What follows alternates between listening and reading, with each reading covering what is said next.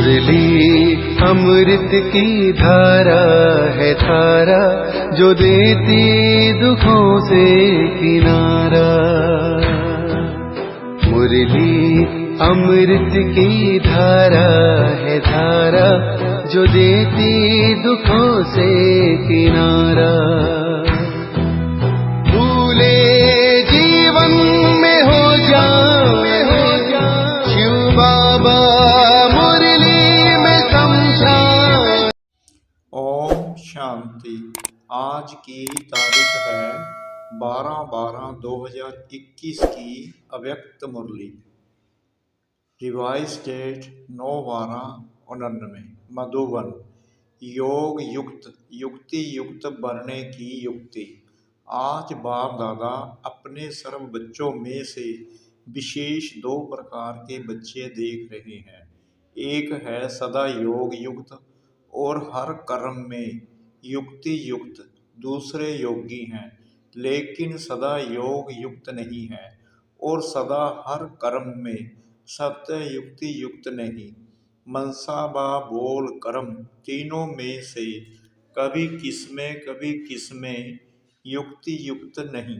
वैसे ब्राह्मण जीवन अर्थात सत्य योग युक्त और सदा युक्ति युक्त ब्राह्मण जीवन की अलौकिकता व विशेषता व न्यारा और प्यारापन यही है। योग युक्त और युक्ति युक्त। लेकिन कोई बच्चे इस विशेषता में सहज और नेचुरल चल रहे हैं और कोई टेंशन भी रखते हैं, फिर भी सदा दोनों बातों का अनुभव नहीं कर सकते। इसका कारण क्या? नॉलेज तो सभी को है और लक्ष्य भी सभी का एक ही है, फिर भी कोई लक्ष्य के आधार से इन दोनों लक्ष्य अर्थात योग युक्त और युक्ति युक्त स्थिति की अनुभूति की समीप है और कोई कभी फास्ट पुरुषार्थ से समीप आते लेकिन कभी समीप और कभी चलते चलते कोई न कोई कारण बश रुक जाते हैं। इसलिए सदा लक्षण के समीप अनुभूति नहीं करते। सर्व ब्राह्मण आत्माओं में से इस श्रेष्ठ लक्ष्य तक नंबर 1 समीप कौन? ब्रह्मा बाप क्या विधि अपनाई जो इस सिद्धि को प्राप्त किया? सदा योग युक्त रहने की सरल विधि है सदा अपने को सारथी और साक्षी समझ चलना। आप सभी श्रेष्ठ आत्माएं इस रथ के सारथी हो। रथ को चलाने वाली आत्मा सारथी हो। यह स्मृति सत्य ही इस रथ अथवा देह से न्यारा बना देती है, किसी भी प्रकार के देह भान से न्यारा बना देती है। देह भान नहीं तो सहज योग युक्त बन जाते और हर कर्म में योग युक्त युक्ति युक्त सत्य ही हो जाते हैं। स्वयं को सारथी समझने से सर्व कर्मेंद्रियां अपने कंट्रोल में रहती हैं, अर्थात सर्व कर्मेंद्रियों को सदा लक्ष्य और लक्षण की मंजिल के समीप लाने की कंट्रोलिंग पावर आ जाती है। स्वयं सारथी किसी भी कर्मेंद्रिय के वश नहीं हो सकता, क्योंकि माया जब किसी के ऊपर भी वार करती है तो माया के वार करने की विधि यही होती है कि कोई न कोई स्थूल कर्मेंद्रियां अथवा सूक्ष्म शक्तियां मन बुद्धि संस्कार के परवश बना देती है। आप सारथी आत्माओं को जो महामंत्र वशीकरण मंत्र बाप से मिला हुआ है उसको परिवर्तन और वशीकरण के बजाय वशीभूत बना देती है और एक बात में भी वशीभूत हुए तो सभी भूत प्रवेश हो जाते हैं, क्योंकि इन भूतों की भी आपस में बहुत यूनिटी है। एक भूत आया तो वह सभी का आह्वान करेगा। फिर क्या होता है? यह भूत सारथी से स्वार्थी बना देते हैं और आप क्या करते हो? जब सारथीपन की स्मृति में आते हो तो भूतों को भगाने की युद्ध करते हो। युद्ध की स्थिति को योग युक्त स्थिति नहीं कहेंगे, इसलिए योग युक्त व युक्ति युक्त मंजिल के समीप जाने की बजाय रुक जाते हो और पहला नंबर स्थिति से दूसरे नंबर में आ जाते हो। सारथी अर्थात वश होने वाले नहीं, लेकिन वश कर चलाने वाले। तो आप सब कौन हो? सारथी होना। सारथी अर्थात आत्मा अभिमानी, क्योंकि आत्मा ही सारथी है। ब्रह्मा बाप ने इस विधि से नंबर 1 की सिद्धि प्राप्त की, इसलिए बाप भी इसका सारथी बना। सारथी बनने का यादगार बाप ने करके दिखाया। फॉलो फादर करो, सारथी बन सदा सारथी जीवन में अति न्यारी और प्यारी स्थिति का अनुभव कराया। क्योंकि देह को अधीन कर बाप प्रवेश होते अर्थात सारथी बनते हैं, देह के अधीन नहीं बनते, इसलिए न्यारा और प्यारा है। ऐसे ही आप सभी ब्राह्मण आत्माएं भी बाप समान सारथी की स्थिति में रहो। चलते फिरते यह चेक करो कि मैं सारथी अर्थात सर्व को चलाने वाली न्यारी और प्यारी स्थिति में स्थित हूँ।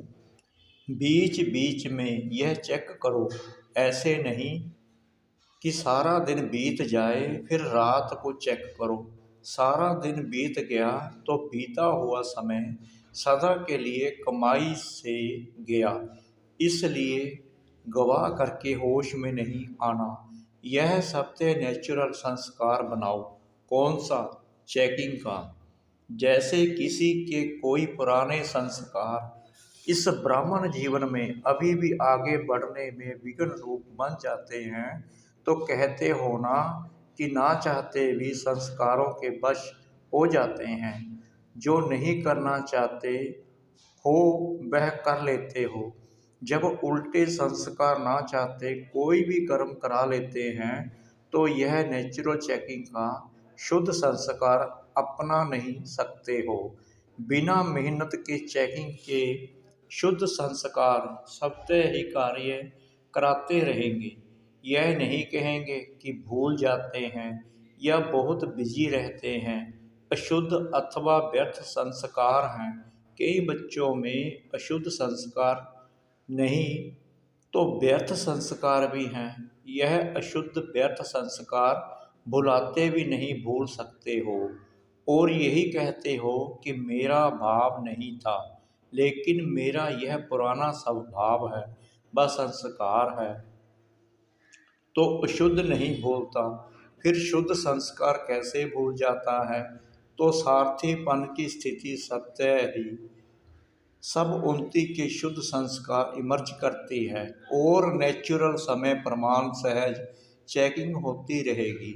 अशुद्ध आदत से मजबूर हो जाते हो और इस आदत से मजबूत हो जाएंगे तो सुना सदा योग युक्त युक्ति युक्त रहने की विधि क्या हुई?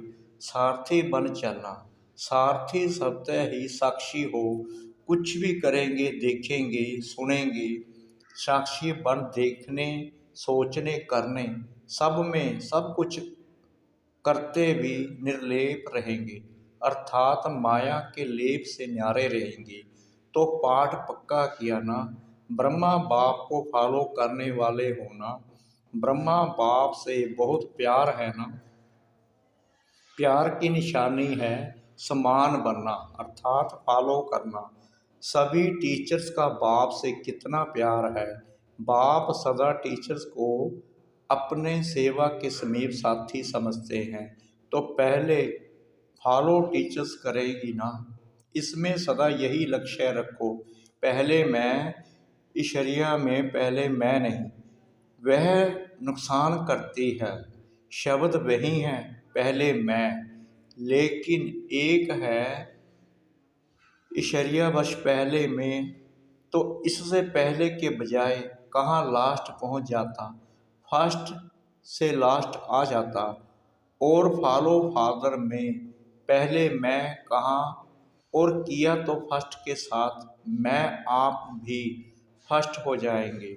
ब्रह्मा फर्स्ट है ना, तो सदा यह लक्ष्य रखो कि टीचर्स अर्थात फॉलो फादर और नंबर वन फॉलो फादर। जैसे ब्रह्मा नंबर वन बना तो फॉलो करने वाले भी नंबर वन का लक्ष्य रखो। टीचर सभी ऐसे पक्की है ना, हिम्मत है फॉलो करने की, क्योंकि टीचर्स अर्थात निमित्त बनने वाली अनेक आत्माओं के निमित्त हो तो निमित्त बनने वालों के ऊपर कितनी जिम्मेवारी है। जैसे ब्रह्मा बाप निमित्त रहे ना, तो ब्रह्मा बाप को देख करके कितने ब्राह्मण तैयार हुए। ऐसे ही टीचर्स कोई भी कार्य करती हो, चाहे खाना बना रही हो, चाहे सफाई कर रही हो, लेकिन हर कर्म करते यह स्मृति रहे कि मैं निमित्त हूँ अनेक आत्माओं के प्रति। जो और जैसा मैं करूँगी, मुझ निमित्त आत्मा को देख और भी करेंगे। इसलिए बाप दादा सदैव कहते हैं, एक तरफ है भाषण करना और दूसरी तरफ है बर्तन मांजना। दोनों ही काम मैं योग युक्त युक्ति युक्त, काम कैसा भी हो लेकिन स्थिति सदा ही योग युक्त और युक्ति युक्त हो। ऐसे नहीं भाषण कर रहे हैं तब तो योग युक्त रहे, और बर्तन मांजना अर्थात साधारण काम कर रहे हैं तो स्थिति भी साधारण हो जाए। हर समय फॉलो फादर सुना, आगे बैठती होना तो बैठने में आगे कितना अच्छा लगता है और सदा आगे बढ़ने में कितना अच्छा लगेगा। जब भी कोई ऐसा कड़ा संस्कार पीछे करने की कोशिश करे तो यह सीन याद करना, जब आगे बैठना अच्छा लगता तो आगे बढ़ने में क्यों पीछे रहे। तो जब कोई बात आए तो मधुबन में पहुंच जाना और अपने को हिम्मत उमंग में ले आना, क्योंकि पीछे रहने वाले तो बहुत आएंगे पीछे, आप लोग भी पीछे रह जाएंगे, तो फिर पीछे वालों को आगे करना पड़ेगा। इसलिए सदा यही स्मृति रखो कि हम आगे रहने वाले हैं, पीछे रहना अर्थात प्रजा बनना। प्रजा तो नहीं बनना है ना, प्रजा योगी तो नहीं, राजयोगी होना। तो फॉलो फादर, अच्छा फार्निस क्या करेंगे, फॉलो फादर करेंगे ना, कहाँ तक पहुँचेंगे, सभी फ्रंट में आएंगे। जो भी आए हैं फॉलो फादर कर, फास्ट और फर्स्ट आना। यह नहीं सोचो कि फर्स्ट तो एक ही आएगा, लेकिन फर्स्ट ग्रेड तो बहुत होंगे ना। फर्स्ट नंबर तो ब्रह्मा आएगा, लेकिन फर्स्ट ग्रेड में तो साथी रहेंगे। इसलिए फर्स्ट में आना एक फर्स्ट नहीं होगा, फर्स्ट ग्रेड वाले बहुत होंगे। इसलिए यह नहीं सोचो पहला नंबर तो फाइनल हो गया, इसलिए सेकंड ही आएंगे, सेकंड ग्रेड में नहीं जाना। जो ओटे सो अव्वल अर्जुन, अव्वल नंबर माना अर्जुन। सबको फर्स्ट में आने का चांस है, सब आ सकते हैं। फर्स्ट ग्रेड बेहद है, कम नहीं है, तो सभी फर्स्ट में आएंगे ना, पक्का है। अच्छा सदा ब्रह्मा बाप को फॉलो करने वाले, सदा सत्य योग युक्त युक्ति युक्त रहने वाले, सदा सारथी बन कर्मेंद्रियों को श्रेष्ठ मार्ग पर चलाने वाले, सदा मंजिल के समीप रहने वाले, ऐसे सर्वश्रेष्ठ आत्माओं को बाप दादा का याद प्यार और नमस्ते। अव्यक्त बाप दादा के जोन वाइज उचारे हुए मधुर महावाक्य। इंदौर जोन। बाप दादा की श्रेष्ठ मत ने श्रेष्ठ गति को प्राप्त करा लिया, ऐसा अनुभव करते हो ना। जैसी मत वैसी गत होती है, तो बाप की श्रेष्ठ मत है तो गत भी श्रेष्ठ होगी ना। कहते हैं कि जैसी अंत मते वैसी गति। यह क्यों गाया हुआ है, क्योंकि बाप चक्कर के अंत में ही आकर श्रेष्ठ मत देता है, तो अंत समय पर श्रेष्ठ मत लेते हो और अनेक जन्म सदगति को प्राप्त करते हो। इस समय बेहद की अंत मते सो गते श्रेष्ठ हो जाती है, तो इस समय का ही यादगार भक्ति में चला आता है। एक जन्म की श्रेष्ठ मत से कितने जन्म तक श्रेष्ठ गत प्राप्त करते हो, सब यादगार इस संगम युग के ही हैं। यादगार क्यों बने? क्योंकि इस समय याद में रहकर कर्म करते हो, हर कर्म का यादगार बन गया। आप अमृत बेले विधि पूर्वक उठते हो तो देखो आपके यादगार चित्रों में भी विधि पूर्वक उठाते हैं, कितना प्यार से उठाते हैं। हे जड़ चित्तर, लेकिन कितने दिल से स्नेह से उठाते हैं। उठाते भी हैं तो खिलाते सुलाते भी हैं, क्योंकि आप इस समय सब याद के विधि पूर्वक करते हो। खाना भी विधि पूर्वक खाते हो, भोग लगाकर खाते हो ना, या जैसे हैं वैसे ही खा लेते हो? ऐसे तो नहीं, किसी को खाना देना है, इसलिए जल्दी जल्दी में भोग नहीं लगाया। अगर किसको देना भी है, कोई मजबूरी है, तो भी पहले अलग हिस्सा जरूर निकालो। ऐसे नहीं किसी को खिलाकर पीछे भोग लगाओ। विधि पूर्वक खाने से सिद्धि प्राप्त होती है, खुशी होती है, निरंतर याद सहज रहती है। तो अमृत बेले से लेकर रात तक जो भी कर्म करो, याद के विधि पूर्वक करो, तब हर कर्म की सिद्धि मिलेगी। सिद्धि अर्थात प्रत्यक्ष फल प्राप्त होता रहेगा। सबसे बड़े से बड़ी सिद्धि है प्रत्यक्ष फल के रूप में अतीन्द्रिय सुख की अनुभूति होना। सदा सुख की लहरों में, खुशी की लहरों में लहराते रहेंगे। पहले प्रत्यक्ष फल मिलता है, फिर भविष्य फल मिलता है। इस समय का प्रत्यक्ष फल अनेक भविष्य जन्मों के फल से श्रेष्ठ है। अगर अभी प्रत्यक्ष फल नहीं खाया तो सारे कल्प में कभी भी प्रत्यक्ष फल नहीं मिलेगा। अभी अभी किया, अभी अभी मिला, इसको कहते हैं प्रत्यक्ष फल। सतयुग में भी जो फल मिलेगा वह इस जन्म का मिलेगा, दूसरे जन्म का नहीं। लेकिन यहाँ जो मिलता है वह प्रत्यक्ष फल अर्थात अभी अभी का फल है। तो प्रत्यक्ष फल से वंचित नहीं रहना, सदा फल खाते रहना, यह प्रत्यक्ष फल अच्छा लगता है ना? ऐसा भाग्य कभी सोचा था भगवान द्वारा फल मिलेगा? यह तो स्वप्न में भी नहीं था। तो जो बात ख्याल ख्वाब में नहीं हो और वो हो जाए तो कितनी खुशी होती है। आजकल की अल्पकाल की लॉटरी आती है तो भी कितनी खुशी होती है, और यह प्रत्यक्ष फल सो भविष्य फल हो जाता है तो नशा रहता है ना, कभी कम कभी ज़्यादा तो नहीं, सदा एक रस स्थिति में उड़ते चलो। सेकंड में उड़ना सीख गए हो ना, या ज़्यादा समय लगता है? संकल्प किया और पहुँचे, इतनी फास्ट गति है। अच्छा, मीठे मीठे सिकलाते बच्चों प्रति माता पिता बाप दादा का याद प्यार और गुड मॉर्निंग। रूहानी बाप की रूहानी बच्चों को नमस्ते।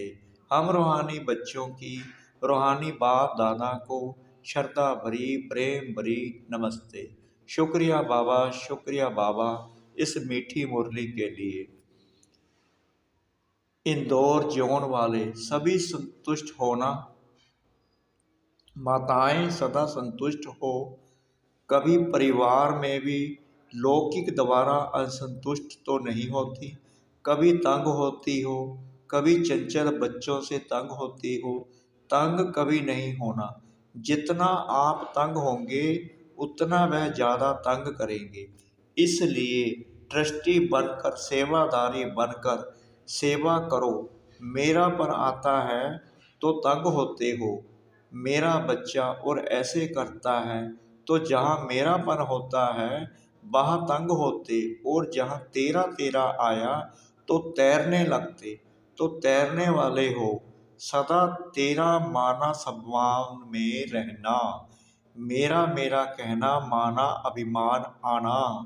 तेरा तेरा माना सब मान में रहना, तो सदा सब मान में रहने वाले अर्थात तेरा मानने वाले, यही याद रखना।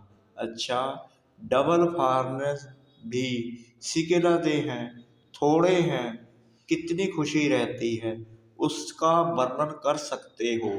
बेहद का बाप है तो प्राप्ति भी बेहद की है, इसलिए हद की गिनती कर नहीं सकते। बाप दादा तो डबल विदेशी बच्चों को तीव्र पुरुषार्थी की रफ्तार से देख खुश होते हैं।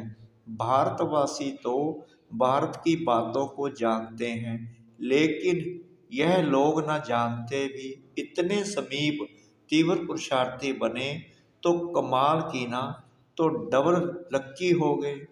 और भारतवासियों को क्या नशा है कि हम ही हर संकल्प में अविनाशी भारतवासी बनेंगे। यह नशा है ना, अविनाशी खंड भारत है, हरेक का अपना अपना नशा है, सभी को भारत में ही आना पड़ेगा ना, और आप बैठे ही भारत में हो। अच्छा, ओम शांति। वरदान। अपने मस्तक द्वारा तीसरे नेत्र का साक्षात्कार कराने वाले सच्चे योगी भव। यादगार में योगी के मस्तक पर तीसरा नेत्र दिखाते हैं। आप सच्चे योगी बच्चे भी अपने मस्तक द्वारा तीसरे नेत्र का साक्षात्कार कराने के लिए सदा बुद्धि द्वारा एक बाप के संग में रहो। एक बाप, दूसरे हम, तीसरा न कोई। जब ऐसी स्थिति होगी तब तीसरे नेत्र का साक्षात्कार होगा। अगर बुद्धि में कोई तीसरा आ गया तो फिर तीसरा नेत्र बंद हो जाएगा। इसलिए सदैव तीसरा नेत्र खुला रहे। इसके लिए याद रखना कि तीसरा ना कोई। स्लोगन। प्रसन्नचित्त बनना अर्थात परेशान होना और परेशान करना। प्रसन्नचित्त बनना अर्थात परेशान होना और परेशान करना। ओम शांति।